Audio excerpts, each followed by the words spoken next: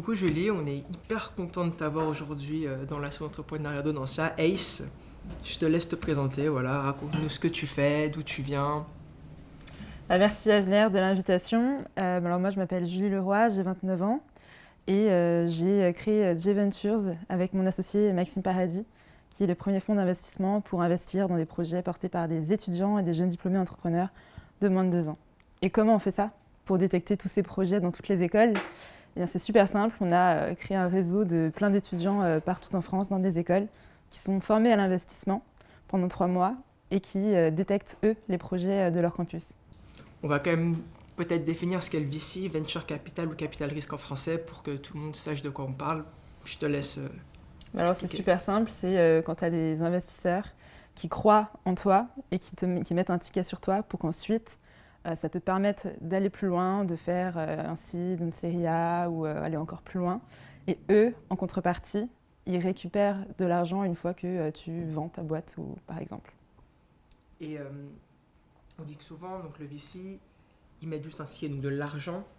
Est-ce que c'est uniquement de l'argent qu'ils donnent pour espérer faire des profits futurs ou à J-Venture, par exemple, il y a une autre vision, une autre chose? Alors je pense que le venture capital a énormément évolué et qui est également ultra compétitif.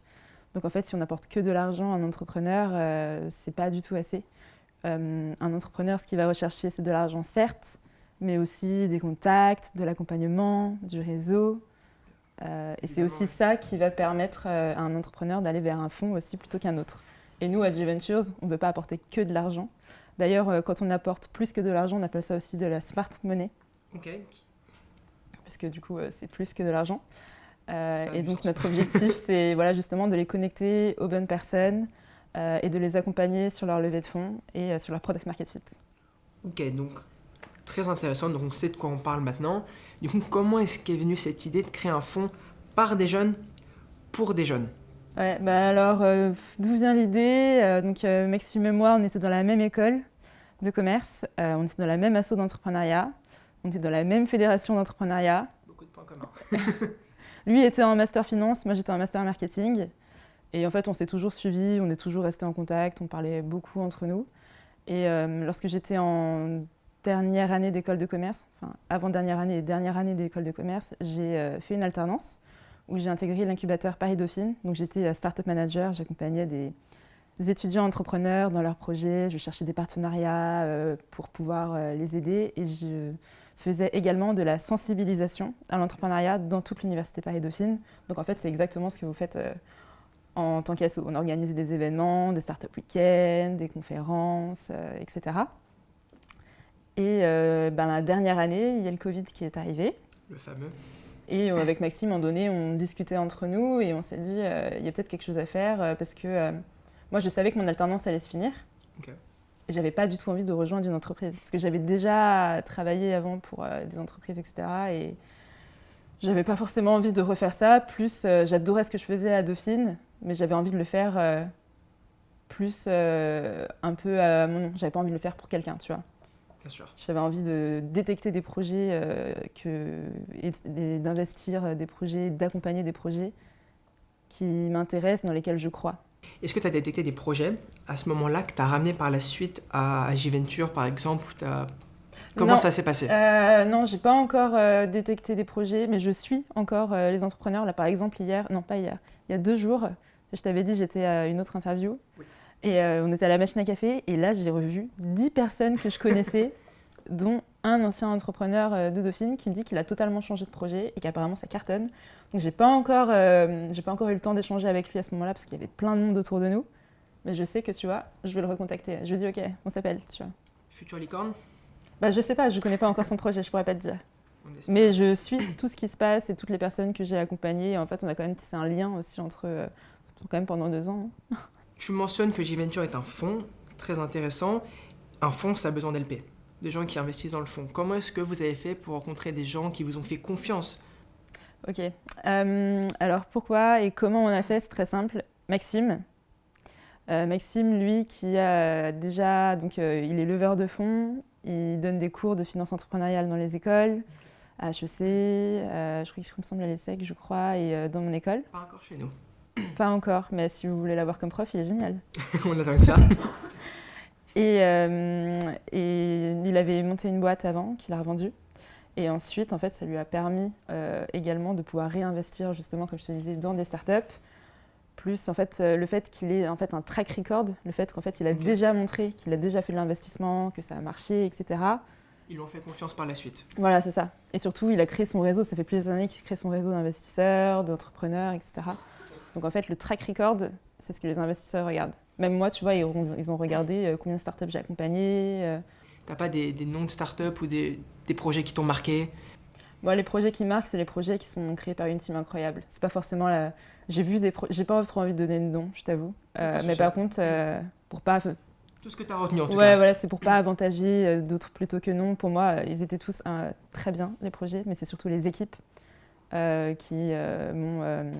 La résilience, la détermination, le fait qu'ils s'entendent hyper bien entre eux, qu'ils avancent, qu'ils prennent en compte les conseils. Parce que tu peux avoir parfois un super projet, mais par une équipe qui finalement n'écoute pas, ou ça se passe mal entre les cofondateurs. Et la première raison d'un échec, tu vois ce que je veux dire, ouais. C'est justement la mauvaise entente entre les cofondateurs. Donc si tu devais donner un conseil, par exemple, à des gens qui veulent créer leur boîte, la première chose, c'est d'être sûr du fondateur avec lequel t'es. Je pense que tu n'es jamais sûr, vraiment, au départ. Avoir le plus mais de en tout certitude. cas, ouais, voilà. Et en fait, il faut aussi le construire. Donc ça se construit avec Ça le temps. se construit avec le temps. Et même une fois que c'est établi, il ne faut jamais rien prendre pour acquis. Il faut toujours continuer à... Ouais, voilà, ça. Par exemple, tu vois, avec Maxime, nous, on a des points d'alignement, tu vois, genre toutes les 2 semaines, où on s'est fait des petits rituels pour parler de notre semaine, de comment ça s'est passé, sans parler des missions.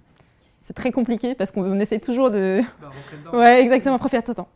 Ça, c'est après. Et on finit toujours, par exemple, tu vois, notre point par un petit câlin. Tu vois, genre, c'est genre, ouais, allez, on se redonne de l'énergie, c'est parti, tu vois. C'est mignon. Et du coup, c'est important, tu vois, en fait, d'être tout le temps aligné en fait, avec ton cofondateur. Et s'il y a quelque chose qui arrive, il faut toujours être capable de le dire maintenant, tu vois. Après, une des choses que j'ai vues, c'est parfois si ton cofondateur est trop un bon pote, tu vas... T'as peur de le blesser? De un, tu peux avoir peur de le blesser, et de deux, parfois, tu vas pas forcément travailler. Quelle légitimité a un jeune aujourd'hui à conseiller, à investir dans des startups? Pourquoi? Alors, je vais te répondre par... tu te rappelles la dernière masterclass avec Salomon? Très bien. Il avait dit justement, mais c'est incroyable ce que vous faites, parce que nous, qui sommes un VC et qui aimeraient bien savoir ce qui se passe dans les écoles, bah, en fait, on n'est pas dedans. Et donc, le fait d'avoir un réseau où tu as des étudiants qui détectent les projets dans leur école, dans leurs assos, dans leur master, etc. En fait, on est au plus proche, tu vois. De l'innovation, carrément. Et ensuite, ces projets-là intéressent également les VC. Parce que nous, en gros, on va préqualifier des projets que des VC vont pouvoir investir également. Parce qu'on peut faire du co-investissement avec d'autres investisseurs. Donc l'avantage que tu mets en avant et qui est mis en avant par J-Venture, c'est cette faculté d'être au cœur même des entrepreneurs, en fait. Nous, on prend déjà les startups en pré-seed. Et donc, en fait, l'objectif, c'est après de les accompagner pendant 5 mois pour qu'elles fassent une levée de fonds en seed avec d'autres investisseurs. Et donc, en fait, on les coach sur la levée de fonds, sur le fait de trouver son product market fit, etc. Et on les coach en les aidant sur plusieurs choses. La première, ça peut être de tout ce qui est sur le pitch deck, le business model, comment tu fais une fois que en fait, tu as trouvé ton product market fit et que tu dois aller de l'avant. Et donc ça, justement, je te l'ai dit tout à l'heure, on est en train de monter quelque chose qui n'est pas uniquement pour les entrepreneurs qu'on va accompagner, mais également pour tous les autres étudiants entrepreneurs qui sont en France. La valeur dans J-Venture, c'est qu'il y a déjà 40 écoles dans le réseau et des étudiants qui ont été quand même recrutés scrupuleusement pour tout ce qu'ils ont à apporter en fait, à l'écosystème. Et donc toi, tu vois, qui me disais que tu t'aides un entrepreneur, un étudiant, un pote à toi, sur son projet, et ben en fait, tu vas pouvoir faire exactement la même chose, mais pour d'autres personnes. Et donc du coup, on est en train de monter le projet d'Office Hours, où vous avez simplement, vous, en tant que SCAR de J-Ventures, à expliquer sur quoi vous aiderez un entrepreneur. Et ensuite, nous, on va proposer toute cette base de données aux incubateurs d'école, aux assos d'entrepreneuriat, pour qu'ils prennent rendez-vous sur votre agenda. Donc c'est toi qui définiras en fait à quel moment tu peux recevoir des rendez-vous, si tu veux le faire en physique, si tu peux, ou en visio au téléphone.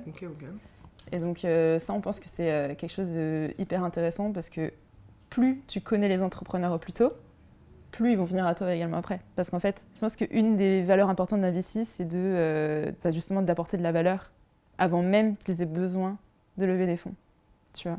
Ça a du sens. Et c'est exactement parce que j'adore Tortue Ventures, tu vois. Donc c'est le fait de pouvoir aider au plus proche, parce que c'est vrai que le VC, c'est un mélange à la fois d'un côté financier, mais un côté aussi accompagnement. Si j'ai bien compris, tu es plus axé côté accompagnement des entreprises, c'est ce qui te motive le plus. Ouais, j'aime bien le contact en fait avec les entrepreneurs, j'aime bien le fait de pouvoir les aider. Et si j'ai pas, parce que je pense qu'on n'a pas tout, on connaît pas tout, Bien sûr. mais par contre, je vais aller chercher les bonnes personnes qui peuvent les aider. Donc en fait, il faut travailler son réseau, être ouvert et aller, même si tu vois, genre j'ai pas la bonne personne sur le moment, ben je vais la chercher soit dans mon réseau, soit je vais demander dans Tortue Ventures, hey, coucou, on a besoin d'aide là-dessus, qui a un contact chez telle personne, tu vois. Très intéressant, en effet, c'est cette mise en relation, en fait, c'est un très gros réseau de... Ouais, c'est un écosystème en fait, vraiment. C'est ce qui manque, d'ailleurs, une question qui s'enchaîne par la suite, naturellement, c'est de savoir, est-ce que tu considères dans un premier temps que l'entrepreneuriat est mis en avant dans la société actuelle, ou en tout cas dans les écoles de commerce, ou dans ce que tu côtoies, et sinon, comment est-ce qu'on comble ce défaut? Bon, il y a plein de choses pour se renseigner sur l'entrepreneuriat. La première chose, c'est les assos d'entrepreneuriat. Toujours. Mais il y a aussi les professeurs. Parfois, on a vraiment de très bons professeurs dans les écoles et il ne faut pas hésiter à aller leur parler. Alors, je ne sais pas comment ça marche dans toutes les écoles, mais moi, je sais que dans mon école, j'avais vraiment de bons professeurs. Et en fait, d'ailleurs, je pense qu'à l'école, il ne faut jamais y aller que pour l'école. Il faut vraiment chercher à aller beaucoup plus loin, aller rencontrer les professeurs, rencontrer d'autres personnes qui ne sont pas forcément dans ta classe, etc. Donc vraiment rester ouvert. Et c'est en restant ouvert, en fait, que tu vas rencontrer des gens incroyables et que peut-être après, tu vas pouvoir monter un projet après, tu vois. Souvent comme ça d'ailleurs, des gens qui se rencontrent à l'école et qui au final créent la plus grosse boîte du monde. On prend l'exemple de Facebook par exemple. Et après, je pense que si tu es vraiment intéressé par l'entrepreneuriat, moi je pense qu'en fait il faut juste que tu te lances parce que c'est en faisant que tu apprends. Et comment on se lance? Parce que pour moi la définition de l'entrepreneuriat, c'est d'être capable de convertir une idée en réalité. Et ben moi je dirais l'inverse. Une réalité. Tu convertis un problème en solution, pas une idée. Du coup, tu as plein de problèmes en ce moment. Il y a plein de problèmes autour de nous. Un peu trop. Tu réfléchis à quel problème tu aimerais résoudre. Un problème est égal non pas une solution, mais un panel de solutions. Tu vas en tester une et tu vas tester ce projet-là auprès de ta cible. Et si ce n'est pas cette solution-là, peut-être que ce sera l'autre. Et donc, ce qui est important de voir, c'est est-ce que ce problème auquel tu penses, est-ce qu'il est en croissance? Est-ce qu'il y en a plein d'autres autour de toi qui ont ce même problème-là? Et si il y a plein d'autres personnes autour de toi qui ont ce même problème-là, que le problème est en croissance, ça veut dire qu'en fait, tu vas pouvoir leur proposer quelque chose, une solution, et leur vendre quelque chose. Et c'est ce que toi, tu regardes, tu constates avec les entreprises que tu aides, tu suis, qu'elles répondent toujours à un problème, et est-ce que des fois... Oui, c'est sûr. Tu crées pas de solution sans problème. C'est vrai. Par exemple, Atana, tout à l'heure. Oui. Quel est tes problèmes? Ménopause, bouffée de chaleur. Tu vois? Je suis pas concerné, mais oui. Mais il a créé cette solution-là, mais ça aurait pu être totalement une autre solution qui répond à la même problématique. En effet. Intéressant, il y a un point, ok. Donc c'est pour ça que parfois, si tu as un projet et que tu dis « Ah ouais, mais cette solution-là, elle a déjà été répondue » ou ce projet-là est exactement la même chose. Non, en fait, tu testes une autre solution et un projet ne va pas prendre le monopole. Tu auras toujours des gens. S'il y a de la concurrence, ça veut dire qu'il y a un marché. S'il n'y en a pas, ça veut dire que tu dois créer un marché. Soit ça veut dire que c'est pas possible, ça marche pas. Parce qu'il y en a plein qui ont essayé et qu'en fait, ils se sont foirés. D'ailleurs, si il y a des gens qui ont essayé et qui se sont foirés, parfois c'est intéressant de les appeler pour savoir pourquoi tu as raté, tu vois. Et du coup, vous, J-Venture, ou du moins le fonds, le VC, le Venture Capital en général, quel rôle vous jouez ici, ne serait-ce que dans le financement aussi, parce qu'il y a certes un côté accompagnement, mais comment est-ce que vous financez les entreprises, par quels moyens? Je pense qu'on a un rôle un peu éducatif aussi sur le financement et l'entrepreneuriat étudiant, dans le sens où il ne faut pas vendre des paillettes à des étudiants entrepreneurs. Le financement et la levée de fonds, surtout, c'est pas pour tout le monde. Si tu as un projet, je sais pas moi, d'e-commerce ou un projet qui, en fait, qui ne peut pas scaler et qui peut pas... Quand on veut scaler, il faut des fonds, c'est ça que tu nous dis? Un petit peu, oui. Ouais. Et donc, en fait, c'est une typologie de start-up qui est hyper précise, tu vois. C'est justement une typologie de start-up qui est scalable, ambition mondiale. Est-ce que les fonds de VC sont prêts à financer tout et n'importe quoi? Ou au contraire, c'est très, très, très sélectif et... Chaque fonds a sa thèse. Tu peux pas aller hors de ta thèse.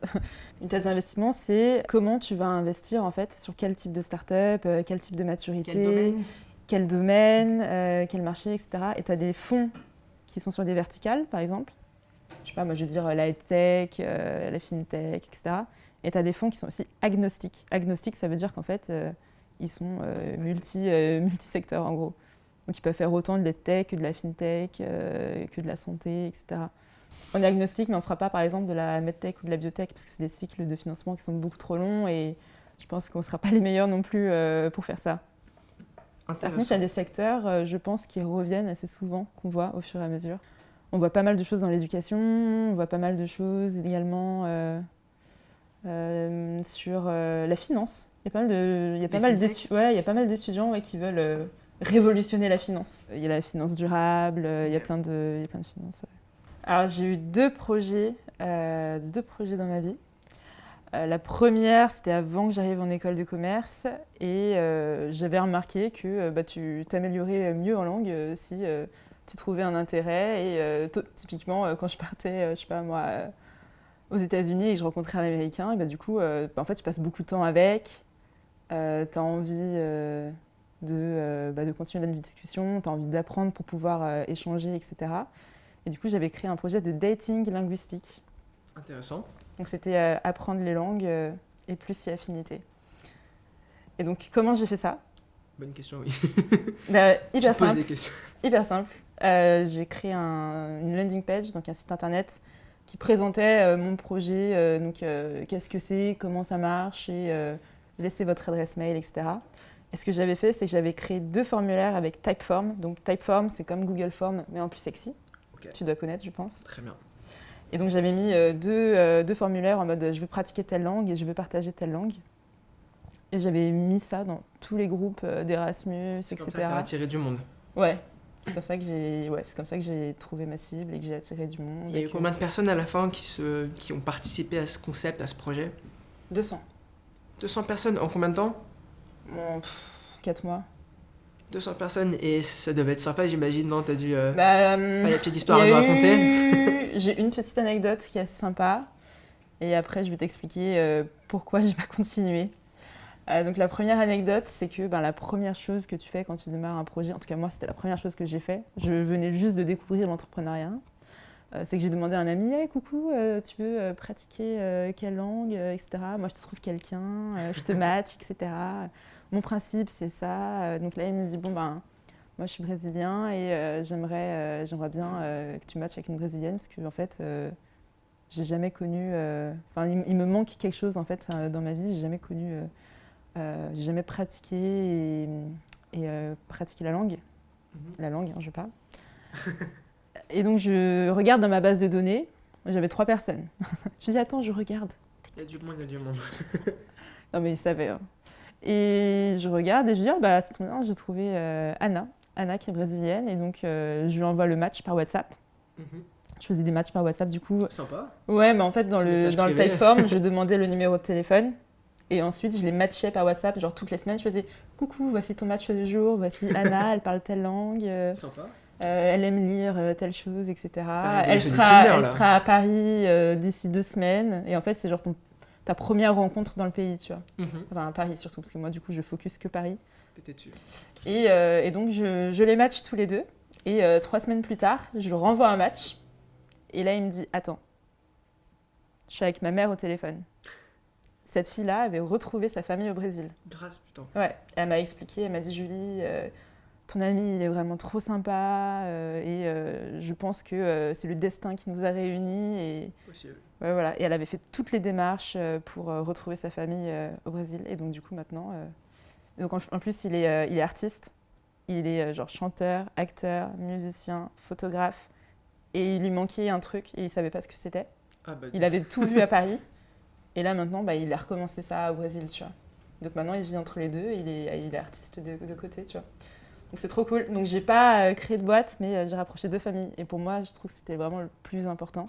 Après, j'ai continué, bien sûr. Donc j'ai envoyé les matchs, etc. J'avais créé une communauté sur WhatsApp. Ok. Je ne recommanderais pas WhatsApp si quelqu'un veut faire exactement la même chose. Parce qu'en fait, c'était quand même hyper intrusif. Tu recevais des notifications tout le temps. Moi, j'avais des mecs aussi qui me contactaient moi parce que je les matchais. Intéressé par Et toi. les gars me disaient non, moi je veux que ce soit toi. Non, coucou, tout va bien. Et j'organisais des événements dans Paris, dans des bars. Je négociais des tarifs avec des bars et je faisais venir tout le monde. Et les gens se rencontraient in real life. Je faisais des pique-niques, etc. Sympa. Mais je faisais ça en même temps que j'étais en stage. Disons que je galérais pas mal, hein. Et à un moment donné, j'ai réfléchi, je me suis dit, en fait, je peux pas continuer comme ça parce que même ma santé, tu vois, j'étais trop fatiguée et je voulais réussir mon stage aussi. Et c'est pour ça que tu as arrêté du coup cette première boîte? Ouais, j'étais seule, j'avais pas de business model. Mais si c'était à refaire, je pense qu'il faudrait le faire totalement différemment, faire de la marque blanche, le vendre à des écoles. Et j'en vois maintenant des projets comme ça. Intéressant. Et comment est-ce que l'idée t'est venue? C'est-à-dire, est-ce que t'es parti, comme tu disais, aux États-Unis et tu t'es rendu compte que Aux il n'y a États-Unis, pas une expérience marquante au Danemark, je suis partie au Danemark et au Danemark, ils parlent très bien anglais. J'étais partie pendant 1 mois pour un stage. Et en fait, tu te rends compte que quand tu t'intéresses à la personne, tout simplement, tu as envie de faire des progrès, quoi. Enfin, et tu fais vite des progrès surtout parce que du coup, tu hang out with him. Mais j'avais pas envie. Donc en fait, j'ai fait ça pendant très peu longtemps, le dating linguistique. Après, j'ai changé d'axe et je me suis juste dit, je vais faire rencontrer les gens sans dating parce que j'avais pas envie d'être à l'origine de choses farfelues, tu vois. Je comprends très bien. Mais comment c'est venu? Du coup, j'avais cette idée-là. Je l'ai testé à un hackathon qui s'appelait Une idée. Et j'avais poussé le truc un peu plus loin. C'était en mode, plus tu parles avec la personne et plus tu fais des progrès, plus tu découvres quelque chose de la personne. Un peu en mode gamifié, tu vois. Mais j'avais pas du tout les compétences pour faire ça. Mais l'idée c'était ça. Et après, je me suis dit, de toute façon, c'est pas forcément ça que tu veux valider. Tu vois, genre Bien quand sûr. tu crées un projet, tu as plein d'idées. Mais qu'est-ce qui va valider exactement Il faut la le tester pour problème? ça. Ouais, voilà. Et c'est pour ça que moi, la première chose qu'il fallait que je valide, c'était est-ce que les gens se rencontrent, pratiquent la langue et s'améliorent, sans forcément qu'il y ait toute cette histoire de matching, gamification, etc. Est-ce que déjà ça répond au problème? Si ça répond au problème, ok, je continue. Sauf que les études, le stage, le fait que j'habite pas à Paris. Ça aide pas. Qu'est-ce que aujourd'hui tu as appris de cette expérience et tu remets en place en fait dans ta vie de tous les jours ou quand tu aides des entrepreneurs au final, des étudiants, des gens qui veulent se lancer? C'est simple. Si c'est quelque chose que tu peux tester facilement avec une landing page, tu mets ça dans les groupes Facebook, tu vas dans les écoles, enfin tu vas là où est ta cible et tu vois si ça convertit ou non. Et puis ensuite, tu les gardes toujours un peu comme tes premiers ambassadeurs, tu leur envoies des news, tu leur expliques comment le projet avance, tu leur demandes s'ils ont des amis ils peuvent te passer leurs contacts, etc. Parce qu'en fait, ils adorent ce que tu fais, etc. Donc, j'avais un projet comme ça à Dauphine, d'étudiants, je me rappelle un hackathon, qui me disait « Oh, moi j'aimerais faire ça, etc. » J'aurais dit « Ok, du coup, c'est hyper simple, vous voulez faire une application ? Déjà, vous pouvez même faire des applications en no-code maintenant avec Glide. » Parce que moi, c'était un fichier de Typeform et une landing page. Mais maintenant, avec tout ce qui existe, on peut faire tellement mieux, tu vois. C'est tout à fait. Je dis à l'époque, j'ai l'impression que c'est super vieux, mais... C'était il y a 10 ans? Non, c'était il y a 5-6 ans. Presque. Mais tous les outils évoluent très très vite.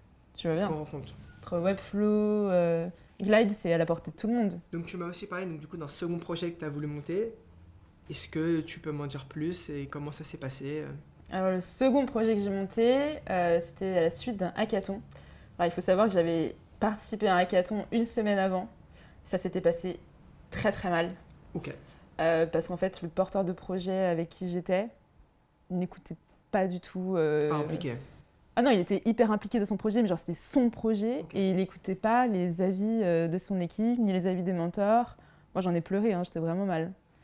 Et il y a la moitié des personnes de l'équipe qui ne sont pas revenues le lendemain. Donc, Mais je suis revenue quand même. Donc l'équipe toujours important. Ouais, non mais l'équipe c'est vraiment, c'est le point central quoi. Et donc on n'a pas du tout gagné, c'était sûr. De toute façon, l'entrepreneur avait un mauvais mindset, je pense. Et donc tu peux pas travailler en fait avec quelqu'un qui ne t'écoute pas. J'imagine, ça n'a pas aidé. Et la semaine d'après, il y avait un autre hackathon à Dauphine. Et je me suis dit, ok, là j'ai appris ça, ça et ça. Je vais m'en servir pour surtout ne pas faire la même chose Et gagner surtout. Et gagner, j'ai gagné, j'ai gagné. Oh, c'était quoi l'idée? L'idée, c'était... alors déjà, on était 3 personnes. Donc une copine qui faisait de la musique, un autre copain qui faisait pas forcément de la musique, mais maintenant, d'ailleurs, il a créé une boîte qui s'appelle Showtime. Je sais pas si tu vois qui c'est. Ça me dit quelque chose. Alex Masmejean. Oui, très bien. Il était dans mon équipe. Il est incroyable, ce gars. Et du coup, on était 3 et on s'est dit, bon, ok, qu'est-ce qu'on va proposer comme projet? On n'avait rien du tout. Bon, alors, toi, t'aimes bien la musique, moi, j'aime bien la musique. Ok, on va faire un truc de mise en relation pour prêter les instruments de musique entre particuliers. Voilà.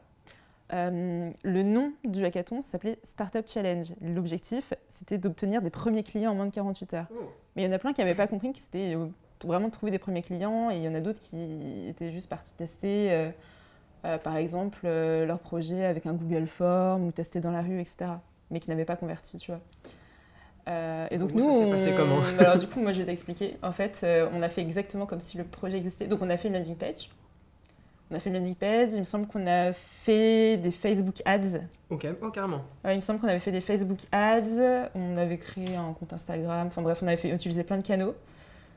Et on avait appelé des gens qui cherchaient des guitares, etc. Nous, on avait des instruments, du coup, on a fait des photos. Alors, on a dit, bah voilà, on les loue pour tant, tel jour, etc. Est-ce que vous voulez venir le chercher? Enfin bref, on avait fait tout. On a fait la totalité du projet en 48 heures. Et en fait, c'est ça qui a fonctionné. Et maintenant, c'est ça que je recommande dans les hackathons. C'est en fait, il faut que tu montres des résultats. Dès les 48 heures. Bah ouais, et tu peux montrer des résultats très facilement. Hein. Par exemple, si tu as un projet... Bon, alors si c'est un projet ou que c'est du B2B et tu as besoin d'un grand groupe, par exemple, le week-end, c'est un peu plus compliqué. Mais au pire, tu demandes si tu n'as pas un... disponible, les entreprises. Ouais. Non, mais sinon, ce que tu peux faire, on a tous un réseau et tu as forcément un pote qui travaille, je sais pas, à tel endroit. Ça t'engage pas forcément, mais ça montre qu'il y a un intérêt, tu vois. Et qu'il y a un marché pour. Ouais, voilà, c'est ça. Et comment ça s'est fini, du coup, ce projet? Comment ça s'est fini? Multimilliardaire, licorne française, non? Non, mais en fait, 26e. je me suis rendu compte que c'était pas forcément ça qui m'intéressait. En fait, j'adore la musique, mais j'y voyais pas forcément un super grand impact. Plus, je m'étais renseignée également sur la faisabilité, les startups qui avaient échoué également là-dedans. Je les ai appelées, hyper important, toujours prendre le téléphone et se dire, ok... d'abord un mail où j'avais envoyé un mail ou un message sur LinkedIn et je lui disais ouais bon voilà moi je montais le projet, j'ai vu que tu avais fait ça, que tu as arrêté, comment ça s'est passé, pourquoi, qu'est-ce que tu me recommandes, etc. Et il y avait plein de choses qui étaient hyper compliquées, typiquement les assurances, il fallait trouver une assurance. Moi j'avais pas d'argent à mettre dans une assurance, ça coûtait super cher.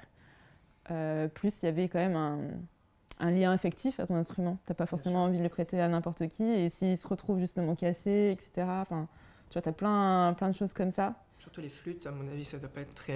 Ouais, on ciblait pas les flûtes, on ciblait plus les guitares. Tu vois, genre quand tu vas, je sais pas, à un open mic, par exemple. Pour continuer, du coup, ce qui m'intéresserait de savoir, en tant qu'entrepreneuse, tu as déjà monté plusieurs projets, même s'ils n'ont pas été forcément jusqu'au bout, tu as aidé pas mal d'entreprises. Quels sont les problèmes et comment toi, tu les aides à les résoudre de ce que toi, tu as appris? Les problèmes que tu rencontres, parfois, c'est la mauvaise entente avec tes cofondateurs, comme je t'ai dit. Donc ça, c'est important. Parfois, il y en a qui veulent lever des fonds, mais ils ne savent pas trop expliquer pourquoi. Parfois, c'est pas le moment, et il faut savoir le dire. Lever des fonds, c'est pas forcément un synonyme de succès, parfois. Hein. Parce que tu as aussi toute la dilution de l'entreprise. Qui fait peur, d'ailleurs, aux entrepreneurs, de perdre des parts. Il faut faire hyper attention à ça, tu vois. Et ce que tu vois dans les médias, parfois, c'est pas forcément la réalité non plus. Donc, du coup, il faut faire la part des choses. Il y a 2 types d'entrepreneurs, d'entreprises. Ouais, ça s'appelle le bootstrapping. Guillaume Goumèche, là, on a beaucoup parlé, typiquement. Donc, si tu veux aller voir... c'est justement comment tu continues à croître ton entreprise sans forcément faire de levée de fonds, mais juste avec le chiffre d'affaires que tu génères, etc. Et il y en a parfois qui ne veulent pas lever des fonds. Tu vois, pour quelle raison? Pour ne pas se diluer, pour garder toute... l'autonomie de l'entreprise, etc. C'est pas non plus aussi un piège de refuser la croissance, pas à tout prix, mais de refuser de s'agrandir. On se dit c'est mon bébé. Là, je pense que c'est juste parfois pas le moment. Aussi. Et d'ailleurs, même tu vois, moi je me rappelle à Dauphine, et même quand on voit aujourd'hui dans J-Ventures, il faut retarder aussi ce moment-là. Parce que, tu vois, donc il faut pas le faire dès le début. C'est vraiment quand tu sens que tu en as vraiment le plus besoin et qu'en fait, c'est vraiment utile pour toi. Et pas diluer les fonds n'importe comment, quoi, Ouais. au final. Mais nous, par Intéressant. exemple, on ne parle pas beaucoup. Justement, on veut rester hyper founders friendly et surtout student founders friendly. Et donc, on prend très peu, tu vois, pour des étudiants. Et on n'est ni au board non plus, tu vois. Ok, donc vous n'avez pas d'impact sur sur le board des entreprises. Nope. Donc sur les décisions qui sont prises par la suite, j'imagine. Non, on est là pour les aider, mais ouais, on n'est pas au board. Du coup, en tant que VC, quel est l'impact des VC aujourd'hui dans la tech française, par exemple? Le VC a son rôle à jouer pour apporter les solutions et faire en sorte que ces solutions émergent au plus grand nombre. Ouais. Donc on va un peu revenir sur toi, Julie, sur tes projets futurs. Qu'est-ce que tu envisages par la suite? Raconte-nous un peu tout ça. Alors mes projets futurs, je pense que J-Ventures va déjà... je me focus uniquement à ça pour le moment. Partie de ta vie, ouais. Oui, parce que c'est que le début. C'est que le Important de le début, mentionner. c'est que le début et que si ça fonctionne très bien, on relèvera un fonds après par derrière. Parce qu'un fonds, ça a une durée de vie à peu près de 8 ans. Du coup, il faut relever ensuite après pour pouvoir continuer et aller taper d'autres marchés. Une de mes convictions, je t'ai dit, tu sais que nous, notre objectif, c'est d'investir dans des projets portés par des étudiants entrepreneurs. Bien sûr, oui. On veut une équipe complémentaire, mixte, etc., avec des profils ingénieurs, business, etc. Mais ce que je pense, c'est que dans J-Ventures, on a toutes les compétences. C'est vrai. Toi, peut-être, tu vas peut-être monter une boîte avec un des scouts ou une des scouts de J-Ventures, tu sais pas. Qui nie que ça n'existe déjà pas. Mais je sais qu'il y en a plein qui commencent à se parler entre eux et qui parlent de leurs projets, etc. Et en fait, vu que tu auras déjà côtoyé ces personnes-là, tu auras déjà travaillé avec eux, tu sais comment elles pensent, tu auras fait un week-end d'intégration probablement bientôt avec eux, du coup, tu crées des liens, tu vois. Et ça t'évite également de faire une boîte avec quelqu'un qui est par exemple dans ton école et donc d'aller chercher des profils complémentaires. Donc je pense que peut-être d'ici 1 an, on aura des entreprises qui se créent à l'intérieur de J-Ventures et on pourra investir des boîtes créées à l'intérieur de J-Ventures. Et donc toi, l'avenir que tu vois, c'est au travers de J-Venture dans un premier temps? C'est créer un écosystème en fait. Ok. C'est créer un écosystème où justement tout le monde s'entraide. Pour l'instant, on investit dans des boîtes, mais je pense qu'on va peut-être également faire une partie studio où on va créer des projets, tu vois. Intéressant. Comment est-ce que tu vois la suite des choses? J'ai 2 côtés dans ma vie en ce moment. J'ai J-Ventures, professionnellement, et la musique. Et parfois, ça se mélange. Parce que justement, dans notre communauté, il y en a qui font du sport ensemble, il y en a qui font de la musique ensemble. Et j'ai retrouvé plein de personnes qui font de la musique et qui m'ont justement fait découvrir justement les open mic dans Paris, etc. Donc, et là, si tu m'entends, merci. Maintenant, on va passer à un dernier point qui, moi, m'intéresse particulièrement. On va faire un petit jeu tous les deux. Je vais te pitcher un petit nombre d'idées, quelques petites idées. Tu vas me dire ce que toi t'en penses et est-ce que, en tant que VC, toi t'investirais là-dedans ou pas, pourquoi, etc. Okay. Est-ce que ça t'intéresse? Et on va commencer par la première idée qui, je t'en cite plusieurs, hein. Tu me diras ce que t'en penses. Donc la première idée, prends un buzzer, c'est ça? Dommage, on l'a pas. Il manque un petit burger. Ok, première idée, c'est... Ok, donc c'est une plateforme qui permet de louer des personnes pour la journée, spécialement des gros. Ça s'appelle Debukare. C'est une entreprise japonaise qui s'occupe de faire ça et tu peux louer un gros à la journée. Un gros? Une personne de corpulence plus que la normale, si tu veux, il faut qu'il fasse au moins 100 kilos, je crois. Pourquoi faire? Pourquoi faire? Y a des gens qui se sentent seuls et qui ont besoin... Honnêtement, c'est la plateforme qui propose ça, c'est-à-dire des personnes qui sont en surpoids, qui se vendent en tant que compagnons pour la journée. C'est un Tinder de la journée, si tu veux. Alors peut-être que ça marche là-bas, mais je pense pas que ça marcherait en France et je trouve ça un peu étrange. Alors si on prend le problème qui est qui est vécu par plein de personnes et qui est en croissance, etc. Peut-être peut-être aux États-Unis, mais après non, je sais pas. Après moi je pense que j'investis aussi dans des projets dans lesquels j'ai aussi un intérêt, je crois, et Je ne qui crois a de pas du l'impact. coup à la solitude des gens qui ont besoin de Je vois gros pas pour les pourquoi, en accompagner. fait, je comprends pas pourquoi un gros et pourquoi pas une autre personne. C'est leur marché, honnêtement. Non, je n'investirais pas. Ok, bon, deuxième projet par la Mais suite. c'est original, hein, mais ça existe vraiment? Honnêtement, oui, ça existe vraiment au Japon. Parce Parce qu'au Japon, il y a un problème de solitude, les gens se sentent seuls et il y en a qui ont besoin de gros. Pourquoi pas un chat? C'est le deuxième concept. C'est une entreprise qui s'occupe de louer des poulets à l'heure et plus ses affinités, qui a pour but de réveiller ton instinct fermier. Qu'est-ce que t'en penses? Est-ce que... Ouais, je pense qu'il n'y a pas de technologie, de un. La deuxième chose, c'est que... Quelle est la taille du marché? Combien de personnes veulent réveiller leur instinct fermier? Peut-être tous les Parisiens, tous les gens qui habitent en ville, peut-être veulent se sentir cet air. Peut-être si tu vends ça dans l'amour et dans le pré, ça marcherait. Oh, intéressant. Pourquoi pas, après tout? Un partenariat, ouais. Why not? Mais non, moi, j'investirais pas là-dedans. Aucun souci. Troisième proposition, c'est pour des personnes qui veulent se sentir rockstar et qui veulent sentir toutes ces troupes, tous ces journalistes qui viennent. Donc on peut louer des paparazzis pour une journée. Qu'est-ce que toi t'en penses? Comment tu vois la chose? Je vais aussi recommencer sur tout ce que je t'ai dit. Vas-y. Parfois, c'est pas forcément le projet, mais aussi, comme je te disais, l'équipe qui est aussi important. Et donc là, je vois pas l'équipe. Hein. Donc c'est dur aussi de dire sur un projet. Je pense que tout le monde cherche un peu sa minute de gloire. Et si ça peut aider des personnes à se sentir bien, why not? Après, faut voir aussi quel est le tarif. Bien sûr. Euh, Comme cadeau d'anniversaire, je sais pas, ça peut être drôle. Ouais, ça peut être marrant. Après, est-ce qu'il y a un marché là-dessus? Après, États-Unis, l'entreprise est en croissance, forte croissance Ouais. jusqu'à présent. Aux États-Unis? Oui. Je vois bien ça dans les émissions. MTV. Non, je suis pas sur MTV, mais je vois bien le genre de truc, quoi. Intéressant, donc j'imagine que tu n'investiras pas là-dedans.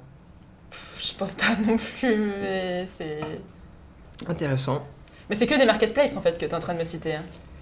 Ouais, mais c'est des trucs sympas que j'ai trouvés et qui m'ont bien fait rire. C'est rigolo, mais du coup, ouais, c'est que des marketplaces. Et donc les marketplaces... C'est pas votre domaine ou... Ouais, non, c'est moins notre domaine, quoi. Intéressant, du coup... Enfin, si, ça pourrait en soi. Hein. T'as des marketplaces qui pourraient. Louer des paparazzis. Tu me diras le nom, ça m'intrigue, je regarderai. Avec grand plaisir.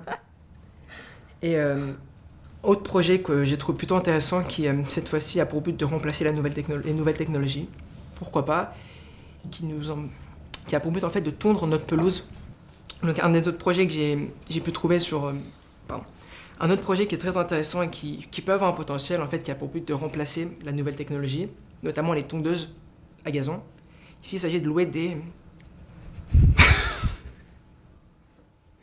Ça me fait que je me tourne. Pardon. C'est ça, ouais. Chèvre. Ouais, mais c'est... Non, mais j'ai l'idée en tête. Faut pas imaginer. Imagine pas la chèvre. Out of your system.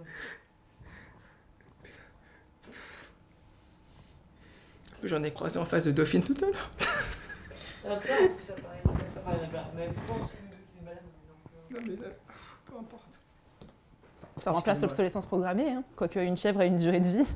Ouais, mais il n'y a pas de taf pour les chèvres, quoi. Enfin... Donc il s'agit ici de louer des chèvres qui tondent le gazon de notre place. Bah, il faut pouvoir leur donner à manger. Donc du coup, tu as un coût, en fait, en plus que juste tondre ta... Parce que même si ça tond ta pelouse et que, ok, t'as pas d'électricité, etc., tu as tout le coût de la vie de la chèvre, quand même. Hein. C'est vrai que c'est Donc pas... en fait, au niveau structure de coût, je pense que c'est pas forcément fou. Imagine, elle a un problème, tu dois l'emmener chez le vétérinaire. Et là... Ça coûte cher. En effet. Ouais. Donc si je reprends quand même, on a rigolé pas mal, mais si je reprends quand même les points que tu as quand même cités dans toutes les entreprises dans lesquelles tu n'investirais donc pas. Non. Parce que bon, c'est pas en tout cas les secteurs que tu vises, puisque j'imagine qu'on est plus axé technologie ici chez J-Venture. Et créé par des étudiants ou des jeunes diplômés entrepreneurs de moins de 2 ans. Ce qui n'est pas le cas ici. Mais j'aimerais bien revenir sur un point intéressant. Tu m'as parlé ici de scalabilité, donc de projets qui tu regardes en fait le marché cible, est-ce qu'il est voué à grossir? Est-ce que l'entreprise est vouée à répondre à un problème? Le founder market fit, avant le product market fit, la crédibilité de l'entrepreneur à bien connaître ce marché, donc pourquoi lui et pas un autre. Le marché aussi. Donc voilà ce qu'on regarde, le founder market fit, ouais, le marché et l'équipe. En quoi l'équipe c'est la bonne, elle est complémentaire, c'est elle qui va tout dégommer sur son marché, tu vois. C'est ça que je te posais la question sur toutes tes... Je pouvais pas avoir ça hein, sur toutes tes idées de chèvres, etc. C'est vrai. Le founder market fit. a priori, je ne connaissais pas qui était le founder. Le marché, bon, c'était un peu plus compliqué. Ben, on essayait d'imaginer un petit peu. Et puis la team, à part la team de chèvres, je ne savais pas. Merci beaucoup, en tout cas, c'était très très intéressant. Donc on est très content de t'avoir et on espère te revoir très prochainement. Ben, merci à toi, Julie. Merci, c'était très, très sympa. J'ai passé un agréable moment.